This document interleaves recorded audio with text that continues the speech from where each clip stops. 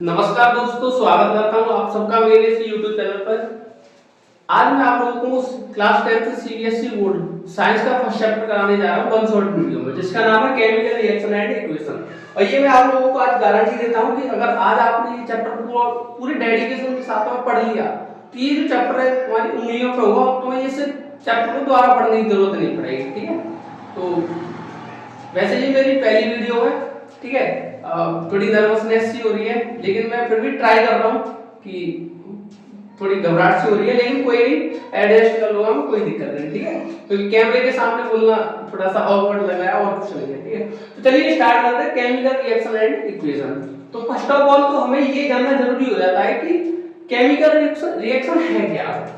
तो what is chemical reaction? Chemical reaction, chemical reactions क्या होती है? The transformation of a chemical substance into another chemical substance is known as chemical reaction। ठीक है, chemical reaction हम किसे बोलेंगे कि किसी भी केमिकल सबस्टांस का एक फॉर्म से दूसरी फॉर्म में चेंज होना, उसे क्या बोलेंगे? Chemical reaction. यानी कोई भी सब्सटेंस है वो एक फॉर्म से दूसरी फॉर्म में चेंज हो रहा है, उसको हम क्या बोलेंगे? केमिकल रिएक्शन बोलेंगे। ठीक है, अब इसके कुछ एग्जांपल देख लेते हैं, जैसे कि example rusting of iron. Rusting of iron आपने देखा होगा, लोहे पे जब जंग लगती है तो जो पहले जो लोहा होता है वो कुछ और होता है, और जंग लगने के बाद में जो लोहा होता है वो कुछ और होता है। ऐसे ही the setting of milk into curd। भाई दूध का दही बनना, ये जो सेटिंग है उसको अपनी वाली सेटिंग में समझना, इसका मतलब है जमना। ठीक है, यानी जो दूध है वो दही में चेंज हो रहा है, इसका मतलब है कि यहाँ पे केमिकल रिएक्शन हुई है। अनदर एग्जांपल देखते हैं, डाइजेशन ऑफ फूड। यानी जो फूड है उसका पचना, डाइजेशन होना, ये भी किसका एग्जांपल है? केमिकल रिएक्शन का। ठीक है, अनदर एग्जांपल देख लेते हैं, फर्मेंटेशन ऑफ ग्रेप्स। ठीक है, अगर ग्रेप्स को आपने क्या किया, दूध में रख दिया तो क्या होगा? वो उसमें से जो वाटर है वो डिहाइड्रेट होगा, डिहाइड्रेट होने के बाद में वो सुखड़ जाएगा एक तरह से, तो वहां पे भी क्या होगी? केमिकल रिएक्शन होगी। अब केमिकल रिएक्शन में क्या होता है? जो सब्सटेंस होते हैं इन केमिकल रिएक्शन में क्या होता है? ये जो केमिकल सब्सटेंस की जो प्रॉपर्टी होती है वो पूरी तरह से डिफरेंट होती है जिससे जो पहले वाला सब्सटेंस होता है, जैसा कि मैंने अभी बताया, थोड़ी देर पहले बताया था। ठीक है, इन chemical reaction the properties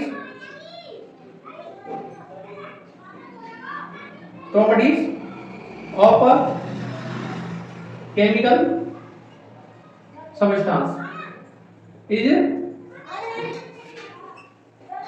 completely different from original substance। क्या समझ में आया? जैसे आपने क्या किया, दूध से दही बनाया, तो दूध की जो प्रॉपर्टी है वो अलग होगी और जो दही की जो प्रॉपर्टी है वो सब अलग होगी। कहने का मतलब यही है बस कि जो प्रॉपर्टीज होती है किसी भी सब्सटेंस की वो ओरिजिनल सब्सटेंस से अलग होती है। अब जैसे एग्जांपल देके समझाता हूं और अच्छे से समझ में आएगा। जैसे MgO2, ये मैग्नीशियम है और ये ऑक्सीजन है, मैग्नीशियम है ऑक्सीजन है, ठीक है। इसकी इन दोनों की अगर हम रिएक्शन करवाते हैं तो क्या मिलेगा हमको? Magnesium oxide. अब ये देखो यहाँ पे जो मैग्नीशियम है इसकी प्रॉपर्टी कुछ और होगी, ऑक्सीजन की जो प्रॉपर्टी है वो कुछ और होगी, और जब दोनों ने रिएक्शन करी तो रिएक्शन करने के बाद इनकी जो प्रॉपर्टीज होगी वो कुछ और होगी। ठीक है, तो अब जब भी केमिकल रिएक्शन होती है तो आपने देखा उसमें दो साइड्स होती हैं, ये लेफ्ट हैंड साइड, ये राइट हैंड साइड। ठीक है, अब जो लेफ्ट हैंड साइड होती है उस साइड में हमेशा रिएक्टेंट लिखे जाते हैं। अभी रिएक्टेंट क्या होती है मैं आपको बताऊंगा। रिएक्टेंट बता दूं मैं आपको, रिएक्टेंट क्या होती है, इस साइड में क्या लिखा जाता है, प्रोडक्ट, साइड में क्या होता है, प्रोडक्ट होता है। ठीक है, अभी रिएक्टेंट होती क्या है, रिएक्टेंट, व्हाट इज रिएक्टेंट, देखो कंपाउंड और एलिमेंट, या तो कंपाउंड हो सकता है या फिर एलिमेंट हो सकता है, वो किसी भी केमिकल रिएक्शन में पार्टिसिपेट कर रहे हैं तो उसको हम क्या बोले, रिएक्टेंट। ठीक है, और पार्टिसिपेट करने के बाद में जो रिएक्शन हो रही है उसके बाद में जो भी रिजल्ट आने के बाद में, केमिकल रिएक्शन का रिजल्ट आने के बाद में जो कुछ भी फॉर्म हो रहा है, जो कुछ भी बन रहा है, उसको हम क्या बोलेंगे, प्रोडक्ट बोलेंगे। ठीक है, तो पहले रिएक्टेंट देखते हैं, the compound and element, the compounds and element which take participate in a chemical reaction। ठीक है, उसको हम क्या बोलेंगे, रिएक्टेंट बोलेंगे।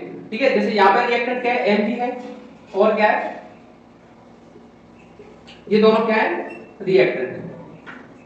समझ में आया, यानी कि कोई भी केमिकल रिएक्शन है उसमें जो भी क्या कंपाउंड हो सकता है या एलिमेंट हो सकता है, वो दोनों पार्टिसिपेट कर रहे हैं। ठीक है, तो उसमें हम क्या बोलेंगे, रिएक्टेंट बोलेंगे।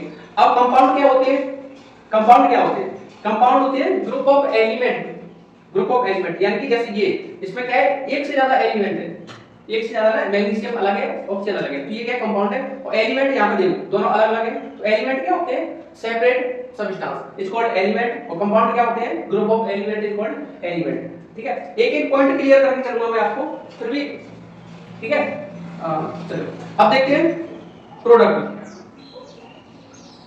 अब प्रोडक्ट क्या होता है, यानी कि जो भी रिएक्टेंट थे उन्होंने रिएक्शन करे, रिएक्शन के बाद जो कुछ भी बना वो क्या है, प्रोडक्ट है।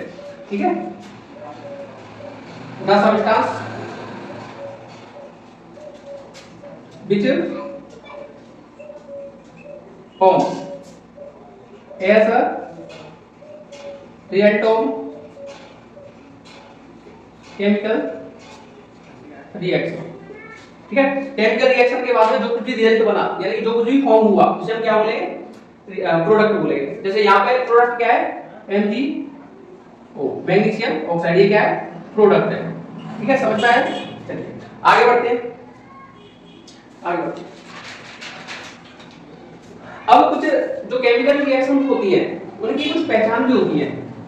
अब ये जो केमिकल रिएक्शन है इसको हम पहचानें कैसे, तो हमें ये भी जानना जरूरी है, क्योंकि हम वैसे तो ये जो केमिकल रिएक्शंस होती है इनको मोस्टली देख के नहीं बता सकते कि यहाँ पे केमिकल रिएक्शन हुई है, लेकिन वो जो जब भी चेंज होते हैं ना केमिकल रिएक्शन में, तो वो दो तरह के होते हैं, एक तो केमिकल चेंज और एक फिजिकल चेंज। जो केमिकल चेंज होते हैं उनको हम देख के नहीं बता सकते, आपने 7th 8th क्लास में पढ़ा होगा ये, लेकिन जो फिजिकल चेंज होते हैं उनको हम देख के बता सकते हैं।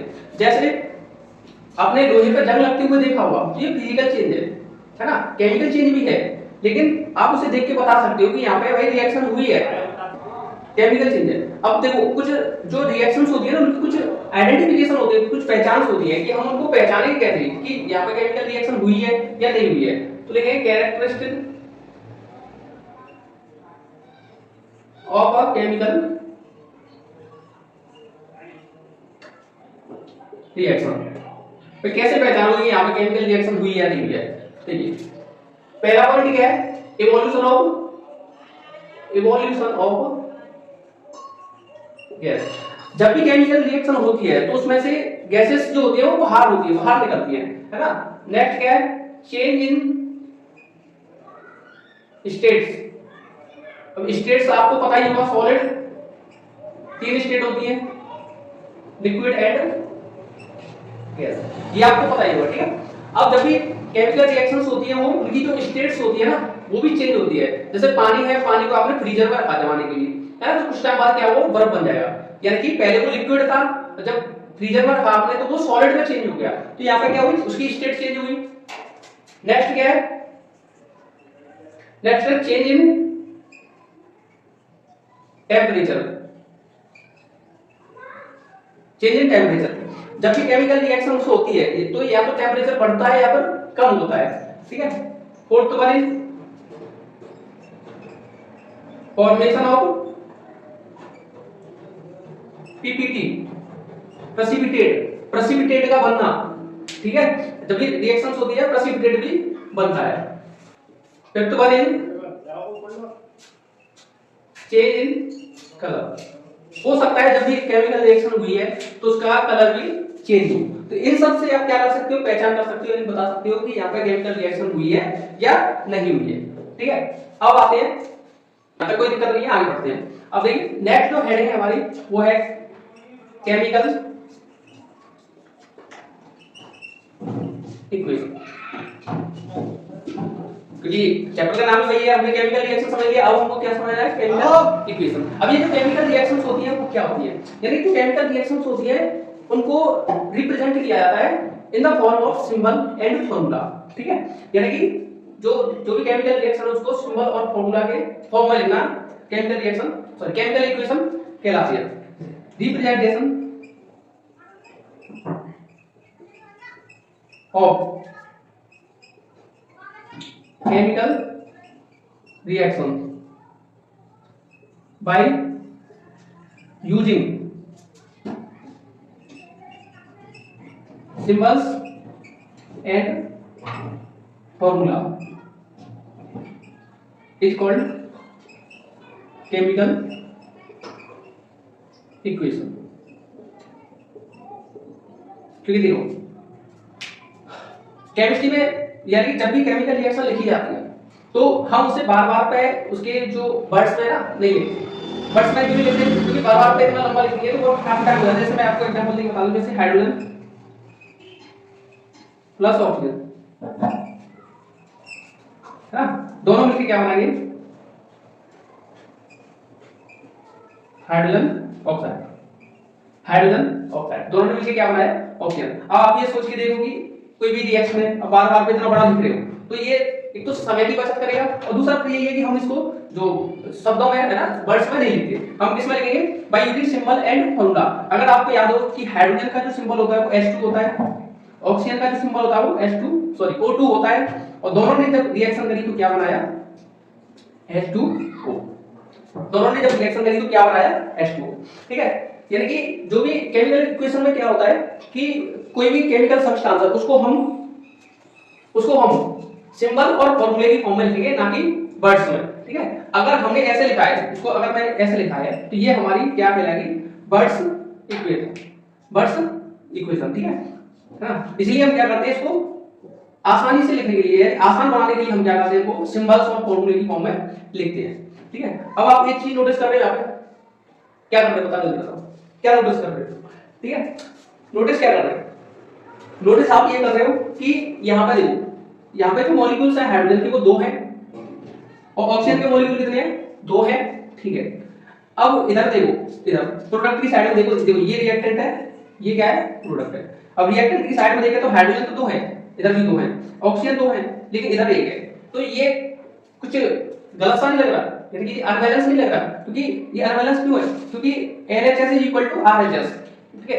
LHS हमेशा होती है RHS के बराबर। यानी जब भी हम केमिकल रिएक्शन करवाते हैं तो उसमें जो सब्सटेंस होता है, जितना आपने लिया है तो उतना ही तो प्रोडक्ट बनेगा, यानी जितने आपने रिएक्टेंट लिए उतना ही तो प्रोडक्ट बनेगा, ना कि उससे ज्यादा बनेगा या उससे कम बनेगा, ठीक है। यानी कि दोनों जो साइड होंगी वो क्या होंगी, इक्वल होंगी, ठीक है।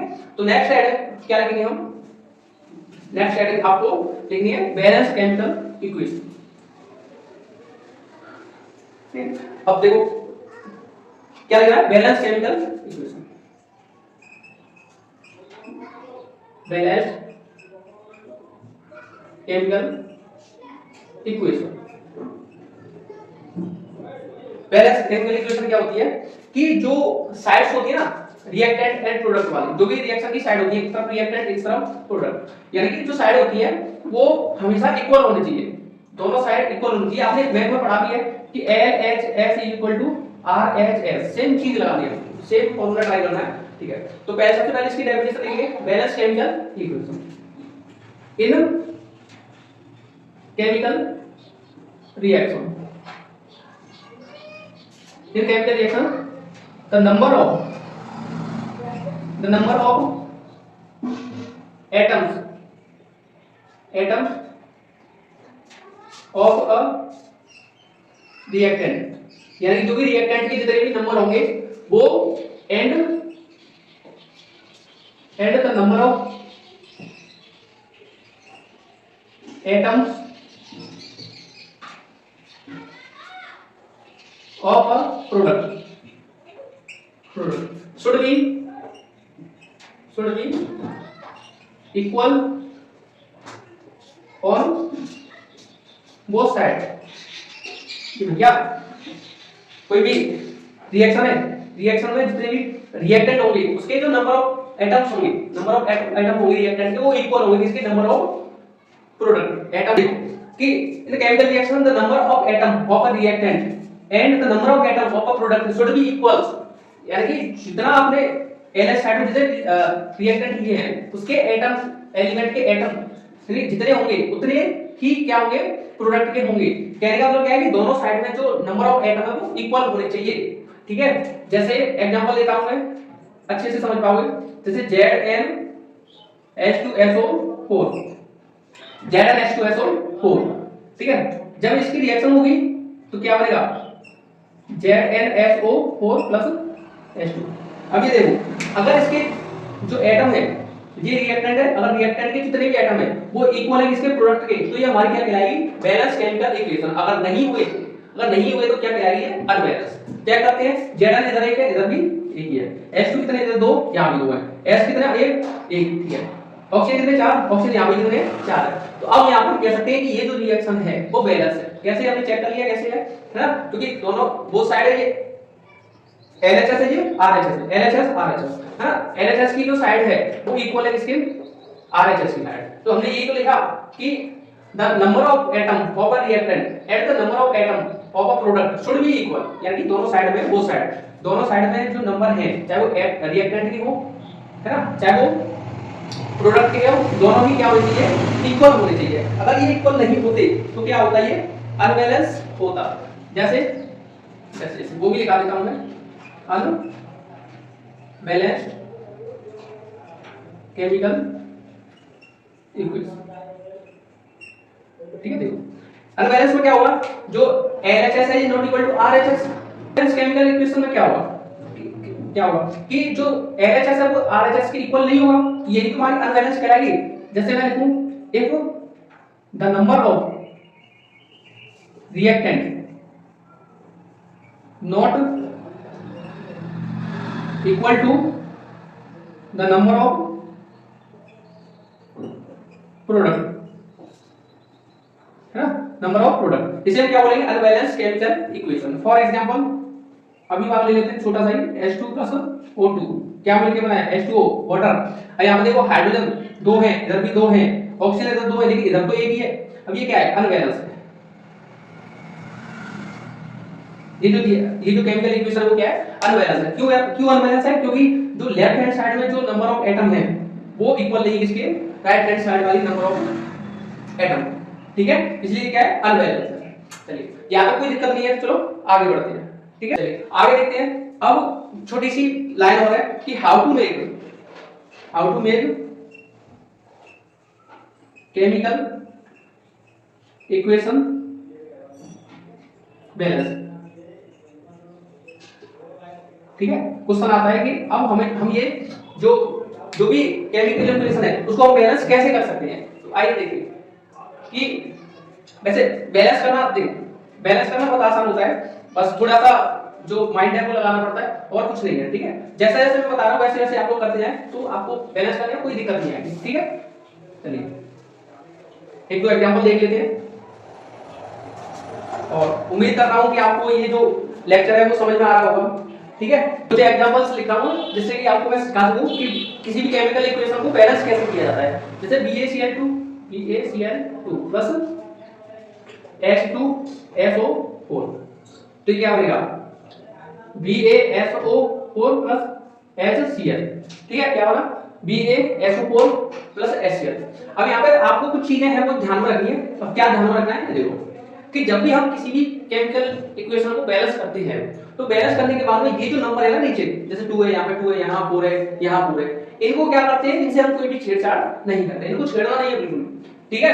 अगर तो बात ये आती है कि अगर इनको छेड़ना नहीं है तो क्या करेंगे, फिर कैसे करेंगे हम, जब भी हम केमिकल रिएक्शन को बैलेंस करते हैं तो जो भी नंबर लिखे जाएंगे वो यहाँ लिखे जाएंगे, ठीक है। अब ऐसा मत करना कि यहाँ भाई यहाँ भी लिख रहे हैं, ऐसा भी नहीं होगा कि आपने क्या किया यहाँ पे लिख दिया तो यहाँ पे भी नहीं लिखा जाएगा, क्योंकि ये पूरा एक कंपाउंड है, ठीक है। कंपाउंड के बीच में भी नहीं लिख सकते, और लिखना है तो आपको आगे लिख सकते हो, ठीक है, बीच में नहीं लिख सकते। ऐसे ही यहाँ पे, जैसे यहाँ पे अगर हमें कोई भी नंबर लिखना है तो हम क्या करेंगे, यहाँ पे लिखेंगे, है ना, बीच में लिखेंगे, सेम चीज यहाँ पे अप्लाई करेंगे, ठीक है, ठीक है, ठीक। और एक और चीज क्या है कि जब भी हम यहाँ पे नंबर लिखते हैं, अगर उसके नीचे जैसे यहाँ पे 2 लगाए तो उसका मल्टीप्लाई हो जाता है आगे वाली डिजिट, है ना, उसका मल्टीप्लाई हो जाता है, और अगर बीच में प्लस लगाए, बीच में प्लस लगाए तो उसको हम ऐड कर देते हैं, ठीक है।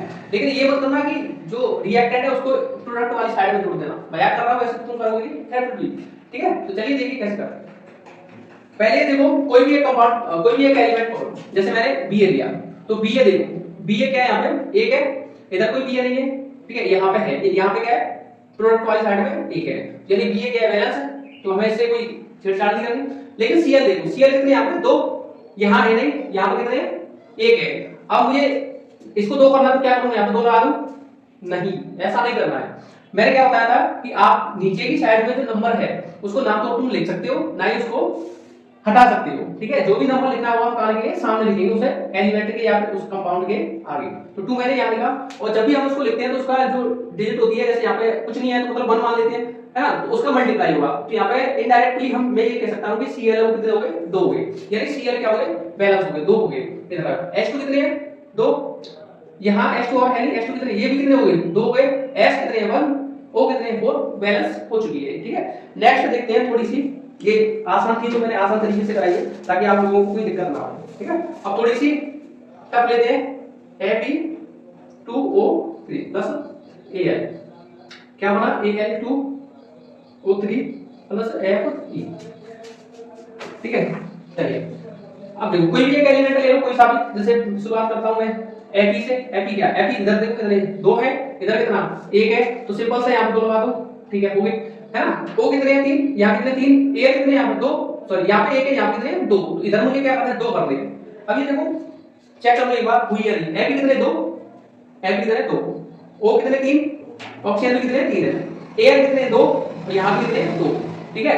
अगर आप प्रैक्टिस करोगे 2-4 को और करने की तो कोई दिक्कत नहीं है, ज्यादा बड़ी बात नहीं है, हो जाएगी, ठीक है, आसानी से आ सकती है। अगर फिर भी नहीं आ रही है तो तुम लोग मुझे कमेंट कर दो, मैं स्पेशली इस पे एक वीडियो बना दूंगा कि how to balance chemical equation, ठीक है। चलिए अब आगे बढ़ते हैं, आगे बढ़ते हैं, आगे देखिए, आगे जो हमारी जो हेडिंग है वो आती है कि जो केमिकल रिएक्शन होती है उसको और ज्यादा इंफॉर्मेटिव कैसे बनाएं, उसको और ज्यादा इंफॉर्मेटिव बनाएं। जैसे अभी मैंने थोड़ी देर पहले जो एग्जांपल लिखे थे उसमें जैसे ये नहीं पता लग रहा था कि कौन सॉलिड है, कौन लिक्विड है, कौन गैस है ना। अभी तक मैंने लिखा भी नहीं है क्योंकि इसी वजह से नहीं लिखा था कि मैं तुम्हें आगे समझा दूंगा, अभी तक तो मैं ऐसे ही लिख रहा था, ठीक है। लेकिन अब ये जरूरी हो जाता है कि जो भी केमिकल रिएक्शन है, ये जो भी केमिकल इक्वेशन है उसको इंफॉर्मेटिव बनाना। तो how to make chemical equation more informative, कैसे लिखेंगे, जब भी केमिकल रिएक्शंस लिखी जाती है तो उसकी जो फिजिकल स्टेट होती है ना उसको हम लिखते हैं, है ना। जो भी केमिकल रिएक्शन होगी भाई उसकी फिजिकल स्टेट होगी उसको लिखा जाएगा, और उसके जो भी सिंबल होते हैं ना वो लिखे जाते हैं, है ना। तो हम एक तरह से इसको कैसे बना सकते हैं, इसको मोर इंफॉर्मेटिव, जैसे when chemical equation is return, जब भी केमिकल रिएक्शन लिखी जाती है तो B use the symbol of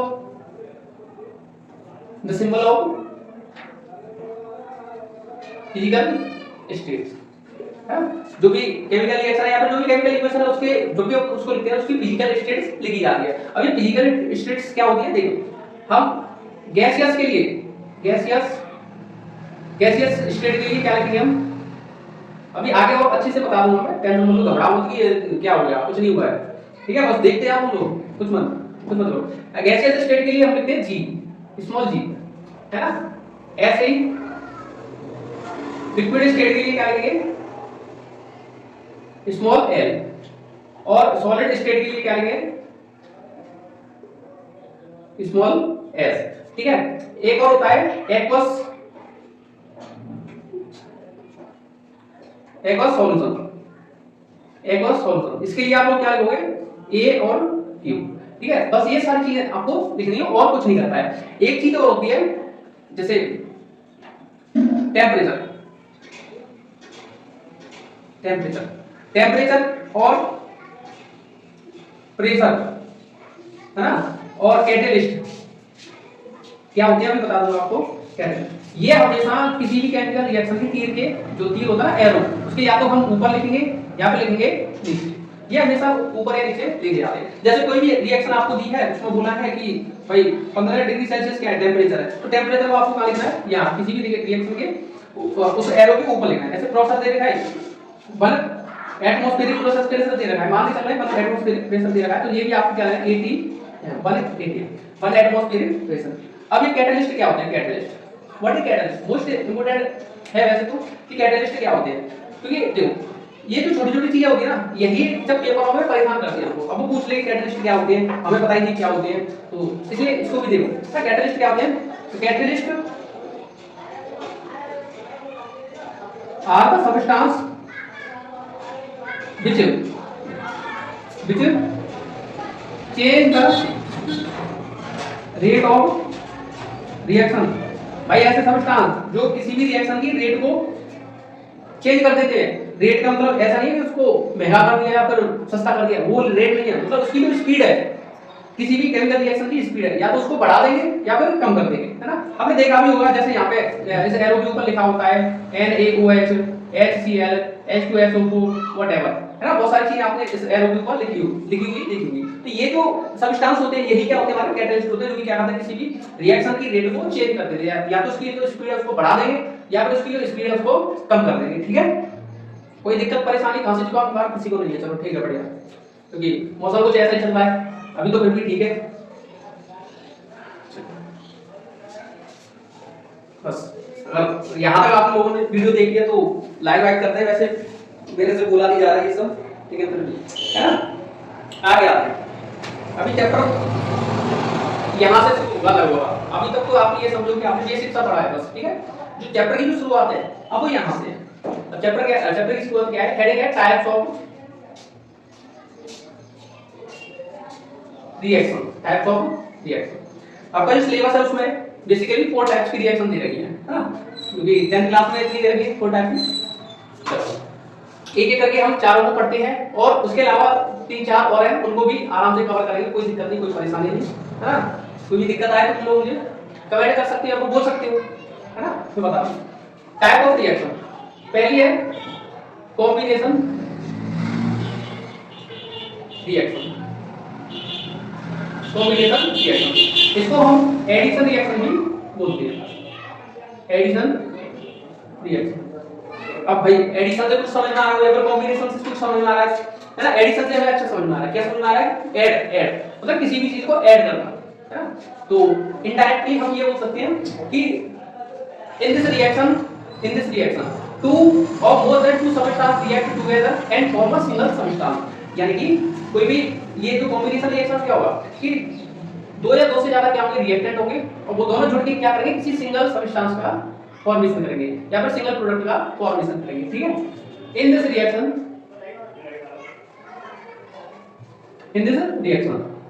2 और मोर देन 2।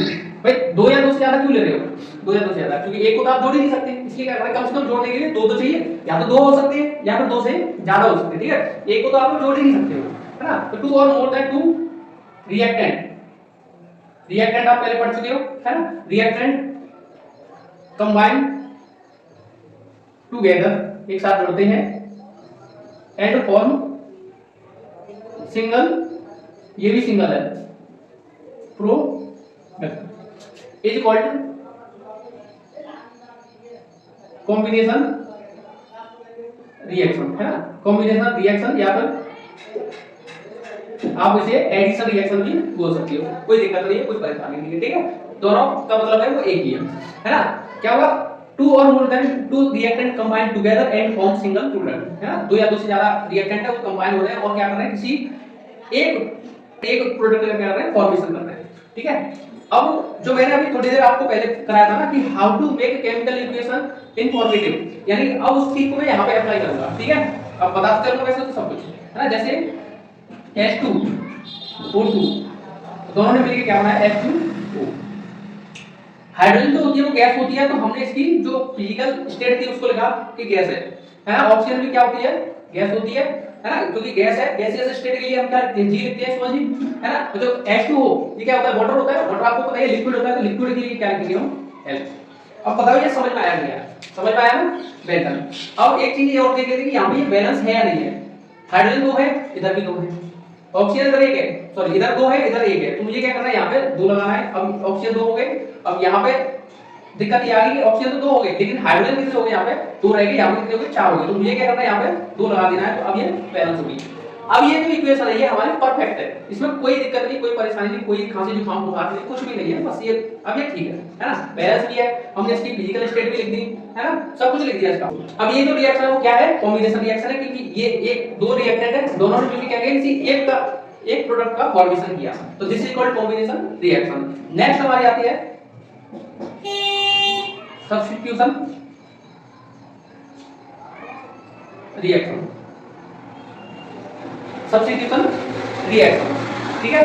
अब सब्स्टिट्यूशन रिएक्शन क्या होती है कि देखो इसका क्या करना है, कॉम्बिनेशन रिएक्शन का क्या करना है, आपको उल्टा कर देना है, कॉम्बिनेशन रिएक्शन का उल्टा कर देना है। बाहर क्या है कि रोड है तो कोई ना कोई आके डिस्टर्ब कर देता है, कोई नहीं, मेरा ध्यान उधर चला जाता है, वैसे मैं कोशिश कर रहा हूं मेरा ध्यान वहां ना रहे, लेकिन फिर भी चला जाता है, ठीक है। तो इस चीज को बाइट मत करना, एडजस्ट कर लेना अपने आप, इतने तुम समझदार हो ही, ठीक है। तो आइए वापस से टॉपिक पे आते हैं, सब्स्टिट्यूशन रिएक्शन। इसका कॉम्बिनेशन के क्या है, ये उल्टा है। अभी हमने क्या कॉम्बिनेशन में क्या पढ़ा था, सब्स्टिट्यूट का मतलब टूटना, टूटना, और इसका मतलब क्या था भैया, जुड़ना, जुड़ना या जोड़ना। मेरी हिंदी ज्यादा खास अच्छी नहीं है तो माइंड मत करना, है ना, टूटना, सब्स्टिट्यूट का मतलब टूटना, इसका मतलब क्या है, कॉम्बिनेशन मतलब जुड़ना। अब यहाँ पे क्या हो रहा है, दो या दो से ज्यादा सब्सटेंस या रिएक्टेंट जॉइंट हो रहे थे, यानी कंबाइन हो रहे थे और किसी सिंगल सब्सटेंस का फॉर्मेशन कर रहे थे। यहाँ क्या करना है, मुझे इसको उल्टा कर देना है, यानी कि जो रिएक्टेंट होगा वो तो होगा सिंगल, सिंगल, वैसे आज के टाइम में कोई सिंगल है नहीं, वो एक अलग बात है कि पता नहीं हाइड्रोजन जो वाटर है वो कैसे सिंगल रह गया है, ठीक है, लेकिन आज के टाइम में कोई सिंगल नहीं है। अब इसका हमें क्या करना है, उल्टा करना है, जो रिएक्टेंट होगा वो तो होगा सिंगल, लेकिन जो प्रोडक्ट बनेगा, जो प्रोडक्ट बनेगा वो क्या बनेगा, डबल, या हो सकता है मोर देन डबल, एक दो, टू या मोर देन टू हो सकता है। तो in this reaction, in this reaction single reactant break up हो गया भाई, इसका break down into two or more than two product is known as substitution reaction. कुछ लोग इसको सब्स्टिट्यूट रिएक्शन भी बोलते हैं, है ना, तो कोई दिक्कत नहीं। कुछ और भी लोग हैं जो इसको डिकम्पोजिशन रिएक्शन बोलते हैं, डिकम्पोजिशन रिएक्शन, है ना, वो अपना अपना वो है, उसमें कोई दिक्कत नहीं है, लेकिन मतलब सबका ही है, ठीक है। यहाँ क्या हुआ, जो सिंगल सब्सटेंस था बेचारा टूट गया, दिल के टुकड़े टुकड़े हो गए, हाँ, हो गया मेरा चार, किसमें टूटा, टू और मोर देन टू, ठीक है, दो या दो से ज्यादा प्रोडक्ट में टूट गया। इसी को मैं उल्टा कर दूं तो यही इसका एग्जांपल हो जाएगा सब्स्टिट्यूट रिएक्शन का। ये लिक्विड था, है ना, और H2 प्लस O2, ठीक है। चलिए प्रोडक्ट क्या, सॉरी रिएक्टेंट क्या था, सिंगल था, तो ये जब इसका ब्रेकअप हुआ तो टूट गया किसमें, दो में, है ना, दो में, ज्यादा में भी टूट सकता था, लेकिन ये नहीं टूटेगा। बाकी के जो और एग्जांपल होंगे वो टूट सकते हैं, ठीक है। अनदर एग्जांपल लेते हैं इसका CaCO3, सॉलिड है, ठीक है भैया, सॉलिड है। इसको जब आप गर्म करोगे, है ना, ये क्या है, ये क्या था, ये था कैटलिस्ट, ठीक है, जो थोड़ी देर पहले करवाया था ये था कैटलिस्ट। और कैटलिस्ट को हमेशा कहां लिखाया था, कैटलिस्ट हो चाहे टेंपरेचर हो चाहे प्रेशर हो, उन सबको कहां लिखा जाता है, एरो के ऊपर नीचे भी लिख सकते हो, कोई दिक्कत नहीं है। ठीक है, आगे बढ़ते चलो, है ना। अब जब इसको गर्म किया जाएगा तो ये डिकम्पोज होगा, किसमें, ये भी 2 में डिकम्पोज होगा। जैसे CaO सॉलिड प्लस CO2 ये गैस।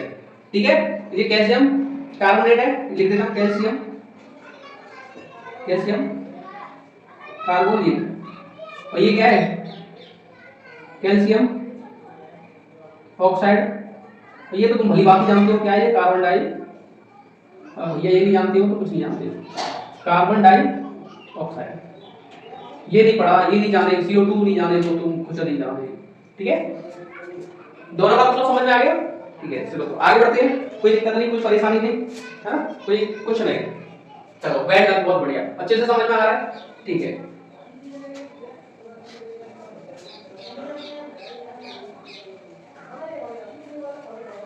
तो देखा अभी तक हमने 2 टाइप रिएक्शन के 2 टाइप पढ़े हैं।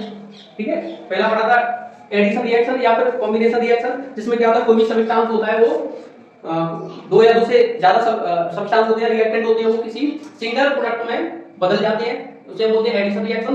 लेकिन अगला क्या था, सब्स्टिट्यूट रिएक्शन, उसमें क्या होता है, रिएक्टेंट तो एक होगा लेकिन वो 2 या 2 से ज्यादा प्रोडक्ट में कन्वर्ट हो जाएगा, उसको हम बोलेंगे सब्स्टिट्यूट रिएक्शन। थर्ड वन क्या है, decomposition, decomposition reaction, decomposition reaction. ठीक है, इसमें क्या होगा, देखो डीकंपोजिशन, अरे sorry,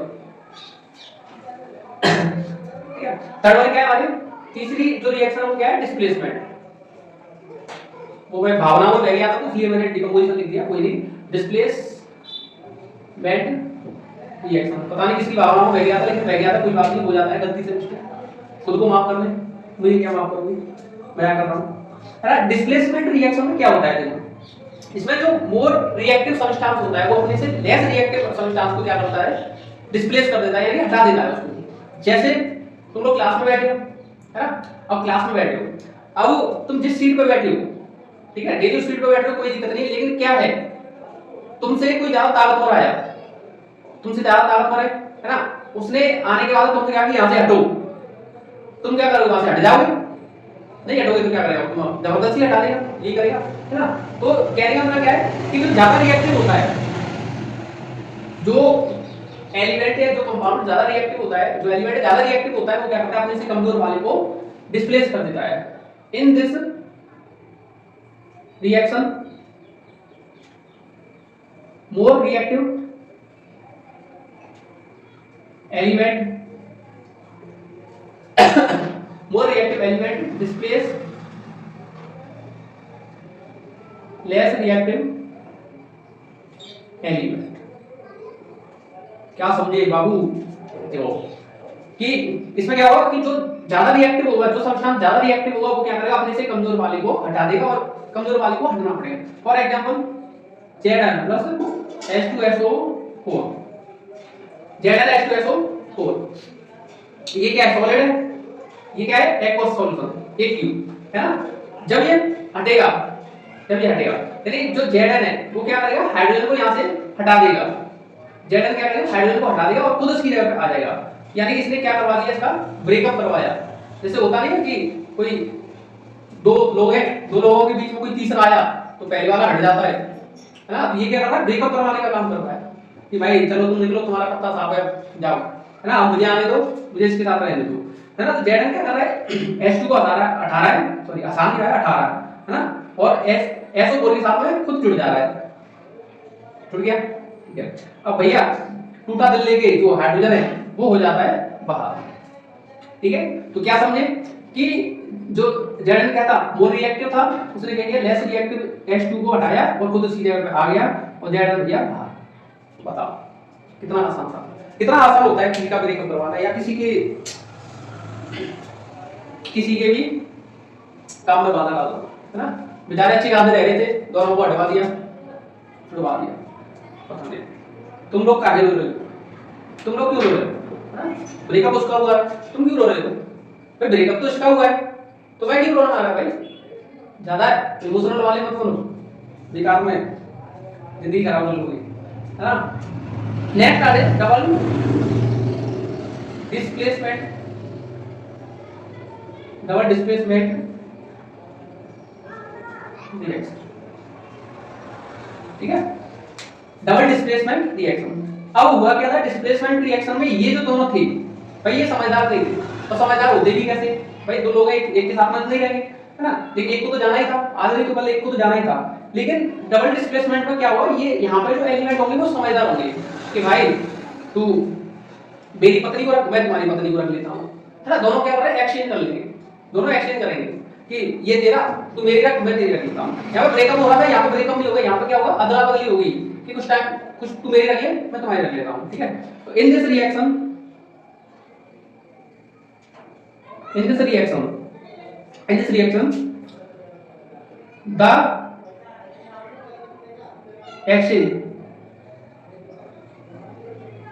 the exchange of ions between two elements, दो एलिमेंट्स के बीच में क्या हुआ, आयंस का एक्सचेंज हुआ। डबल डिस्प्लेसमेंट रिएक्शन में क्या हुआ कि जो आयंस होंगे ना, आयंस आप लोग जानते हो एनायन कैटायन, ठीक है, उनका क्या होगा, एक्सचेंज होगा। For example NaOH aqueous solution है, HCl ये भी क्या है, एक्वस सॉल्यूशन है, दोनों क्या करेंगे, एक्सचेंज करेंगे इसका। जैसे ये जो Na है इस पर प्लस चार्ज आता है ना, इस पर Cl पे माइनस, ये प्लस और ये माइनस, तो जो प्लस वाला है वो माइनस वाले से जुड़ जाएगा और जो माइनस वाला है वो प्लस वाले से जुड़ जाएगा। तो Na प्लस है, ये किससे जुड़ेगा, Cl माइनस NaCl, है ना, ये भी क्या है, एक्वस ना। ये जो OH है ये जुड़ जाएगा इससे S से, जब दो S जुड़ेंगी एक O से तो क्या बनेगा, H2O, और ये क्या बनेगा, लिक्विड। यहाँ पे देखो क्या हुआ, अदला बदली हुई है। अब ऐसे समझ सकते हो Na के साथ में यहाँ पे कौन था, OH, है ना, यहाँ पे H के साथ में कौन है, Cl, तो Na के साथ में अब कौन आ गया, Cl आ गया भाई, यहाँ पे H हट गया और Cl इसके साथ में आ गया, और यहाँ पे H था तो इसके साथ में कौन जुड़ गया, OH, तो यहाँ पे ये OH आ गया। ये दोनों समझदार थे तो उन्होंने क्या किया, अदला बदली करी, इन लोगों की तरह ब्रेकअप नहीं किया, ठीक है। उम्मीद करता हूँ समझ में आया, ठीक है। चलिए आगे बढ़ते हैं, कोई दिक्कत नहीं, कोई परेशानी नहीं। चलो अब जब ये जो डबल डिस्प्लेसमेंट रिएक्शन होती है, जब भी डबल डिस्प्लेसमेंट रिएक्शन होती है तो इसमें क्या होता है, प्रेसिपिटेटेड फॉर्म होता है। इसमें क्या होता है, प्रेसिपिटेटेड फॉर्म होता है, तो लिख लेते हैं, ये भी इंपॉर्टेंट है। प्रेसिपिटेटेड रिएक्शन बोलेंगे इसको, प्रेसिपिटेटेड रिएक्शन, सिंपल सी है। इन दिस रिएक्शन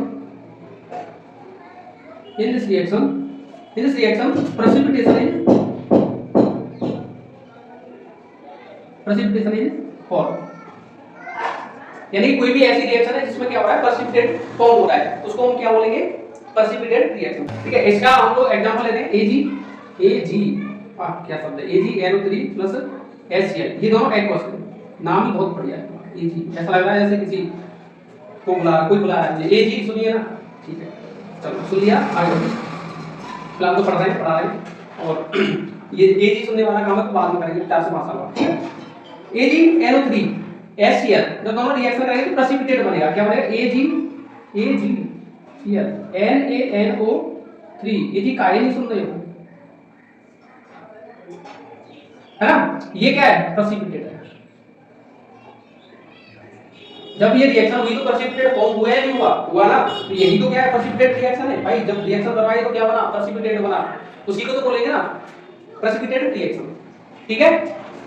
चलिए आगे बढ़ रहे हैं धीरे धीरे, उम्मीद करता हूं चैप्टर समझ में आता जा रहा होगा और आसान होता जा रहा होगा, ठीक है।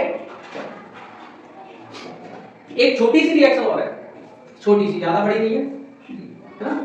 ये जो चार टाइप थे, चारों टाइप रिएक्शन खत्म हो चुकी है, ठीक है। अभी क्या है, हम थोड़ी सी और रिएक्शन दे रखी है जो कि इनके अंदर ही आती है ना, जैसे रिडॉक्स रिएक्शन, ऑक्सीडेशन रिडक्शन और एंडोथर्मिक, एक्सोथर्मिक, ये जो रिएक्शन है वो भी इसी में दे रखी है। तो ऐसे ही एक और दे रखी है, न्यूट्रलाइजेशन रिएक्शन।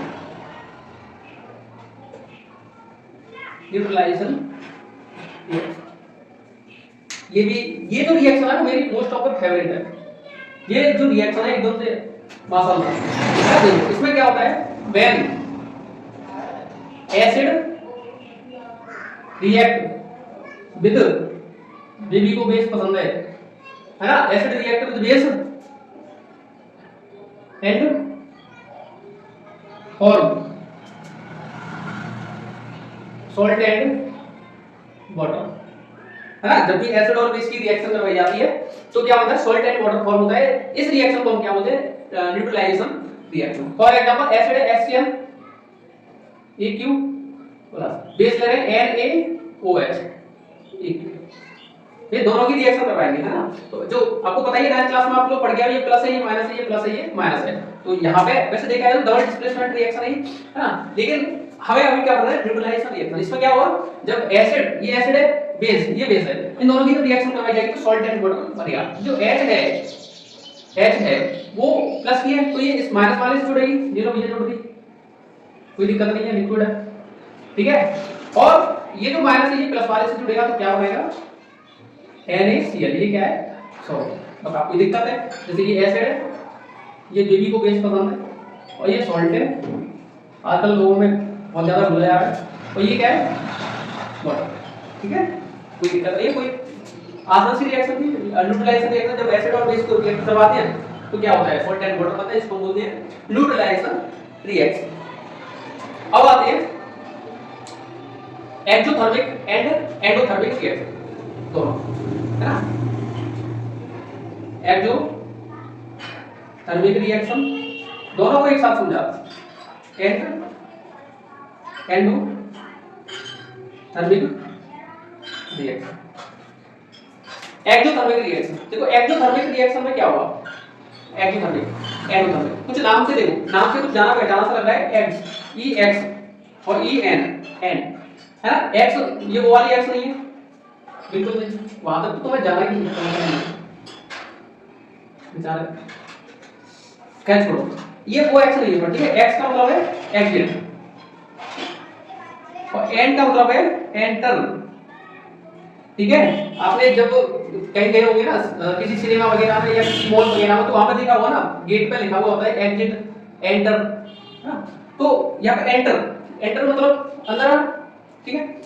एग्जिट का मतलब क्या है, बाहर जाना।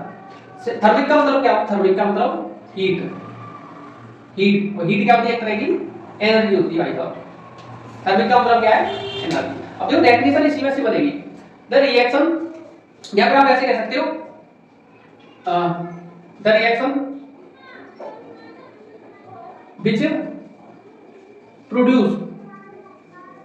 which produce energy, या एनर्जी, हीट भी बोल सकते हो, कोई दिक्कत नहीं, which produce energy during chemical reaction, ठीक है। ऐसी रिएक्शन या ऐसी रिएक्शन जिसको रिएक्शन करवाने पर हीट प्रोड्यूस होती है, यानी एनर्जी प्रोड्यूस होती है, उसको हम क्या बोलेंगे, एक्सोथर्मिक रिएक्शन। तो कि रिएक्शन होने पर क्या होती है, एनर्जी प्रोड्यूस करती है, उसको हम क्या बोलेंगे, एक्सोथर्मिक रिएक्शन। जैसे C6 एग्जांपल ले रहे हैं, C6H12O6 की रिएक्शन करवाई, ऑक्सीजन के साथ में तो ये ब्रेक डाउन हुआ, इसमें H2O प्लस CO2 और एनर्जी। बताओ एनर्जी हमें यहाँ पे मिली या नहीं मिली, मिली, बिल्कुल मिली, कोई दिक्कत नहीं, ठीक है। जब एक्सोथर्मिक में क्या होगा, मतलब एनर्जी का बाहर निकलना, एक तरह से क्या है, एनर्जी का बाहर निकलना, ठीक है, ओके, कोई प्रॉब्लम नहीं।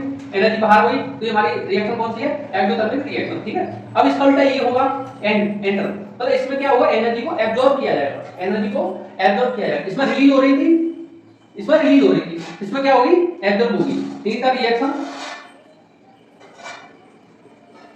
which absorb energy during chemical reaction, ठीक है, उसको क्या बोलेंगे, एंडोथर्मिक रिएक्शन। एंडो मतलब एंटर मतलब एब्जॉर्ब करी जाती है CaCO3, पहले भी पढ़ चुके हैं इसको, देखा आपने। तो ये टूटेगा इसमें CaO प्लस CO2, यहाँ पे मैंने प्लस लगाया, यहाँ पे मैं माइनस लगा रहा हूँ एनर्जी, जिससे आप लोगों को अंदाजा क्या रहे कि यहाँ पे जो एनर्जी है वो एब्जॉर्ब हो जा रही है एंडोथर्मिक में, और एक्सोथर्मिक में जो एनर्जी है वो रिलीज हो रही है, बाहर जा रही है, ठीक है। आई बात समझ में, कोई दिक्कत नहीं, कोई परेशानी नहीं, ठीक है। चलिए आगे बढ़े, चलिए बिल्कुल आगे बढ़ते हैं, कोई नहीं, ठीक है। नेक्स्ट हम पढ़ेंगे ऑक्सीडेशन एंड रिडक्शन। नेक्स्ट हमको क्या पढ़ना है, ऑक्सीडेशन एंड रिडक्शन, ठीक है। तो हेडिंग लगा लीजिए, लगा ली, बहुत तेज हो रही है, बहुत तेज हो रही है, डायरेक्ट पढ़ना हो चुका है। ठीक है, अब आते हैं हम oxidation reaction and reduction reaction. ठीक है, ऑक्सीडेशन रिएक्शन इसको आप सिंपल से अपने वर्ड में लिख सकते हो, जैसे ऑक्सीजन का जुड़ना, ऑक्सीजन का जुड़ना, यानी आप ऐसे लिख सकते हो गेनिंग ऑफ ऑक्सीजन। ठीक है, और रिमूवल ऑफ यानी loss of, gaining of oxygen, loss of hydrogen. ठीक है, यानी कोई भी ऐसी रिएक्शन है, कोई भी ऐसी रिएक्शन है जिसमें ऑक्सीजन तो ऐड हो रही है, किसी भी कंपाउंड में या किसी भी एलिमेंट में ऑक्सीजन तो ऐड हो रही है, लेकिन हाइड्रोजन लॉस हो रहा है, उसको बोलेंगे ऑक्सीडेशन। और रिडक्शन क्या हुआ, रिडक्शन, रिडक्शन में क्या हुआ, गेनिंग ऑफ हाइड्रोजन, इसका उल्टा गेनिंग ऑफ हाइड्रोजन, है ना, और लॉस ऑफ ऑक्सीजन, यानी ऑक्सीजन जुड़ रही है किसमें, ऑक्सीडेशन में, और हाइड्रोजन लॉस हो रहा है किसमें, ऑक्सीडेशन में। यहां पे क्या इसका उल्टा हो रहा है, reduction of hydrogen, sorry reduction reaction में क्या हो रहा है कि हाइड्रोजन का जुड़ना और ऑक्सीजन का हटना। अरे सिंपल शब्दों में आप ये समझो, है ना, दिमाग खराब कर रहे हो अपना काम में। अरे सिंपल शब्दों में आप ये समझो कि ऑक्सीजन का जुड़ना, हाइड्रोजन का हटना, ऑक्सीडेशन, रिडक्शन और हाइड्रोजन का जुड़ना, ऑक्सीजन, ऑक्सीजन का हटना, लॉस होना, क्या कहलाएगा, रिडक्शन। जैसे CuO plus H2, Cu plus H2O, यहां देखो, यहां कॉपर ऑक्साइड, कॉपर ऑक्साइड के साथ में ऑक्सीजन है, ऑक्सीजन है, यहां पे नहीं है, यहां पे नहीं है, मतलब क्या हुआ, लॉस हुआ, किसका हुआ लॉस, ऑक्सीजन का, किसके साथ में, कॉपर के साथ में, तो यहां क्या हुआ, रिडक्शन। बोलो हुआ कि नहीं हुआ, ये भी हुआ, है ना, यहां पे हाइड्रोजन के साथ में ऑक्सीजन है, नहीं है, यहां पे तो है, तो यहां क्या हुआ, ऑक्सीडेशन। बोलो समझ में आया कि नहीं आया, आया ना, तो एक बार जयकार करो, जय बाबा। ठीक है, यहां पे क्या हुआ, ऑक्सीडेशन हुआ हाइड्रोजन के साथ में, और कॉपर के साथ में क्या हुआ है, रिडक्शन हुआ है। ठीक है, ठीक है, कोई बात नहीं। अब ये जो रिएक्शन है, ये जो रिएक्शन, इसको हम रिडॉक्स रिएक्शन भी, रिडॉक्स रिएक्शन भी बोलते हैं, रिडॉक्स रिएक्शन भी बोलते हैं।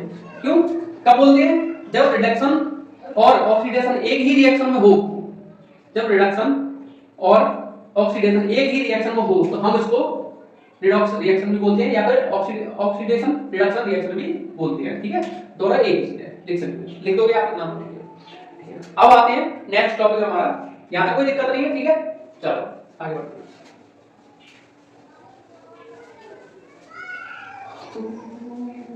मुझे में कोई बाकी भूल सी है जिंदगी अभी,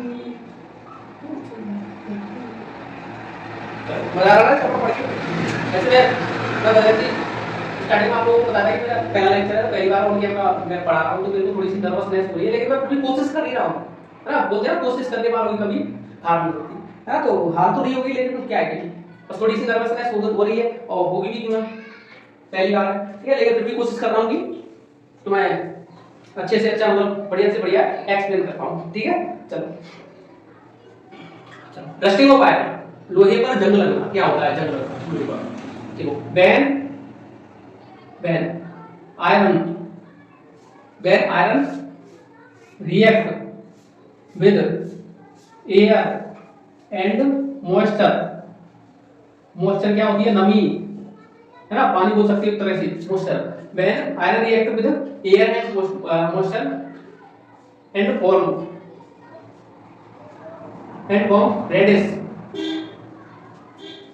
रेडिश ब्राउन। नेक्स्ट जो लास्ट आइडिया हमारी वो है